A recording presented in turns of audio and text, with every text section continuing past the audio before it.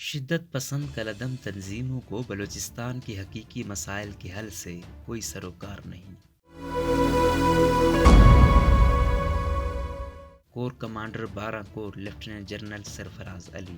بلوچستان کے ضلع جعفر آباد میں نصیر آباد گرینڈ جرگے کا انعقاد کیا گیا، جس میں نصیر آباد ڈویژن کے سیاسی اور سماجی قائدین، مقامی انتظامیہ اور لوگوں کی کثیر تعداد نے شرکت کی، جن میں اقلیتی برادری بھی شامل تھی۔ معززین میں اسپیکر بلوچستان اسمبلی جان محمد جمالی اور قومی و صوبائی اسمبلیوں کے ممبران شامل تھے۔ ISPR کی جانب سے جاری خبر کے مطابق جرگے کا انعقاد کیڈٹ کالج جعفر آباد میں ہوا، جہاں 5 مارچ کو یوم والدین کی شاندار تقریب ہوئی۔ کور کمانڈر نے کالج کے اساتذہ کو اعلیٰ تعلیمی معیار پر خراج تحسین پیش کیا اور پاس آؤٹ ہونے والے طلباء کے والدین کو مبارکباد دی۔ جنرل سرفراز نے صوبے میں پنپتے ہوئے تعلیمی اداروں کو روشن مستقبل کی دلیل قرار دیا۔ کور کمانڈر نے تربت میں گرلز کیڈٹ کالج کے کامیاب افتتاح کا تذکرہ کرتے ہوئے مستقبل میں مزید تعلیمی اداروں کے قیام کی امید ظاہر کی۔ جنرل سرفراز نے کہا کہ جنگیں فوجیں نہیں بلکہ قومیں لڑا کرتی ہیں، قوم کی حمایت ہی جنگ کی اصل طاقت ہے۔ کور کمانڈر نے علاقائی مسائل کے حل کے لیے عوام سے ڈسٹرکٹ اور ڈویژن کی سطح پر قائم ہونے والی